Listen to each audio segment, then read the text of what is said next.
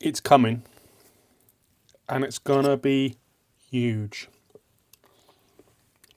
Damn, that's good. I'm talking about inflation. So, the conflict in Iran, the closing of the Strait of Hormuz, is going to cause one of the biggest financial upsets. What's wrong with my face today? One of the biggest financial upsets since the 2008 financial crisis. Now, I don't have $1 million portfolio of stocks, shares, and property. I don't have 600 Bitcoin.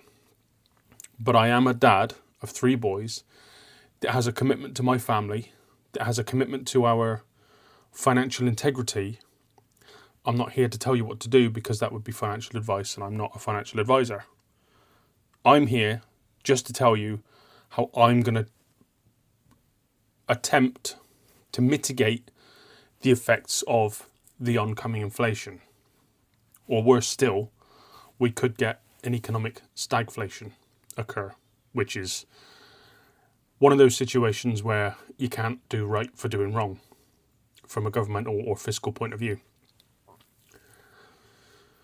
So recently, oil went from like $50 a barrel up to $118 a barrel.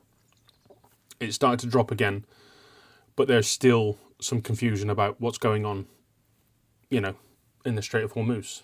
What's going on in the front garden of Iran. And it's us, the working people, that are going to end up paying the price.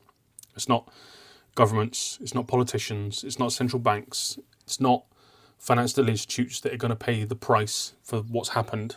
It's going to be me and you. It's going to be scaffolders, dentists, doctors, road sweepers, school teachers, and hospital janitors.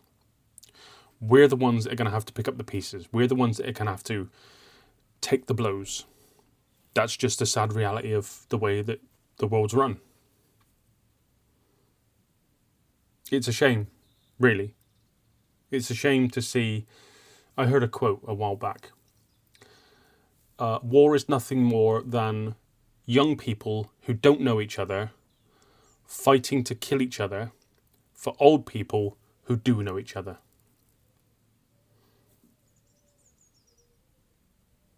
And the fallout is famine, sickness,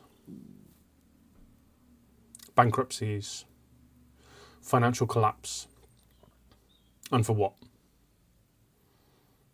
I think we're on, just to go on a slight tangent, I think we're facing existentialism as a human species, as a being on this planet at the moment, because here's what I don't understand, right? We are all Homo sapiens sapiens. Despite the colour of our skin, the thickness of our hair, the amount of melanin we have on our faces, we're all one giant organism inhabiting this planet, like a coral reef, but we're all over the globe. The reason why my skin looks the way it is because of where my genealogy grew up, where we, multiplied, and I'm European, apparently. And the reason why my mate Paul is got more melanin in his skin, the reason why he's black, is because where his family came from was hot. That's the only difference. The only difference between me and somebody from India, Pakistan, Croatia, China, Australia, or Dubai is the environment. How many salamanders look different all over the planet, but they're still salamanders? I don't get it. And we fight each other. We say that Russia, China, Iran, they're the enemy. Well, they're not. They're just trying to do the same things we're doing. They're trying to survive. But they're surviving as a governmental collective. They're in this. The governments have created these echo chambers. The Chinese government, the Indian government, the Spanish government, the English government. We are all echo chambers of an ideology or this pursuit of growth, this pursuit of dominance, just so that we can say we're a better country than you are, just so that we can say our GDP grew by 5.3% and China's grew by 3%. Yay, we win. At what cost? So we have to do better as a human species. How do we do that? I don't know. I'm just a regular working family man. I have no idea. But what I do know is it's coming. It's going to hit hard. So I'm just telling you what I'm going to do to mitigate the oncoming effect of this inflation. Yes, the oil prices dropped, but like a tsunami in the ocean, you feel the effects of the earthquake, but the tsunami comes later. And the tsunami of inflation is on its way, and it's going to take months to get through the system. So prices are just going to go up. You think things are tough right now? It's going to get worse. So there's a couple of options I'm thinking of, and I've made my porridge. I'm here talking to you. I'm going to enjoy this while I'm talking to you in real time, because I woke up this morning and I'm like, I feel compelled to make this video. So one of the options you've got is, if you're working, brilliant, do everything you can to hold on to your job, because the first thing that might happen is we get what's called stagflation, right? So the government basically have two choices. They can either cut interest rates to stimulate borrowing, to stimulate growth, which is inflationary, because what that does is it creates more money in the system, and we've not improved or increased our output of products and services, so that's inflationary. The other thing you can do is print money like we did in COVID. That's inflationary. We can print billions. Again, that's inflationary. It will stimulate things. It will make things softer. It will make the impact a little bit softer, but it's inflationary. Now, the problem with both of those things is there's a feedback loop, and inflation will always go up. Now, if you couple that with a shrinking economy, you get what's called stagflation. I'm not an economist. I don't know the ins and outs of it, but I know that it's bad. A shrinking economy with inflation is stagflation, and the last time we saw that was in the 70s, and it took us 10 years to get out of it. I don't know what the answer is. All I know is my future is in my hands. Now, I can save money, so every time I get paid, I can take a chunk of that money and I can put it in a savings account. Might be a good idea for you. Personally, it's not a great idea for me. So in a savings account, you're lucky if you get like 0.2% interest. Now, either way, inflation is going to happen. So if I save my money, the purchasing power of the money that I save is going to go down because inflation is going to go up. So that's not a good idea. The other thing I can do is buy stocks and bonds or equities, right?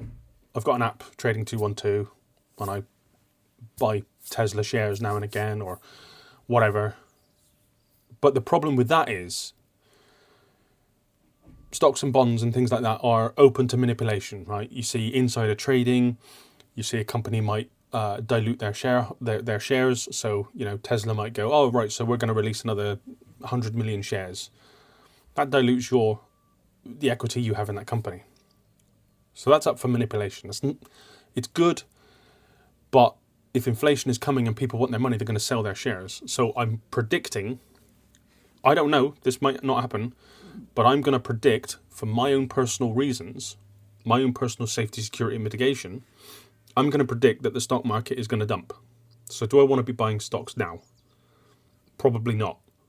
However, on the flip side, if the stock market does dump and it drops quite significantly, I can't remember who said it. I think it might have been Warren Buffett. When there's blood on the streets, even if it's your own, just keep buying. So if there's a significant dip in the stock market and you've got some money, I might buy some shares. I don't know. But the third and final option that I've got, that I can think of right now, is what asset can I buy that can mitigate the effects of inflation. Yes, it is exposed to the market forces. And I thought about this for a couple of weeks. I'm going to start buying Bitcoin again. I've actually started buying Bitcoin again. So I've got an app. You can get loads of different apps. I use Strike. And I'm dollar costing average it into Bitcoin every week. 10 quid. I mean, it's not much, but it's something. I'm up 37p in 3 weeks, which isn't great, but at least I'm not down due to inflation. Bitcoin has taken a 50% haircut over the last 12 months. But historically, it has performed better during hard times than any other asset. Go do your own research and learn about Bitcoin if it's something that you're interested in. But I don't know what you're going to do, but I think it's upon people to educate themselves on money and finance and actually do something to mitigate the effects of what's coming, because it's going to be bad. It's going to be very, very bad. Now, it might not be that bad due to government intervention, but the effects of said government intervention is still going to have an effect. So if the government want to keep the economy running smoothly and take the pain out of the blows that are coming, they're going to print money. They might even cut interest rates as well. But either way, inflation is going to happen. Prices are going to rise. A lot. So I implore you to do something about it. If you can hold your money in an asset that can hold its value as much as possible, I'm doing that. And that for me is Bitcoin. I'm not telling you to go and buy Bitcoin. In fact, don't buy Bitcoin. Don't do anything without doing your own research, without reading your own books, and make the decision that's right for you. It's going to get rough, and I'm concerned.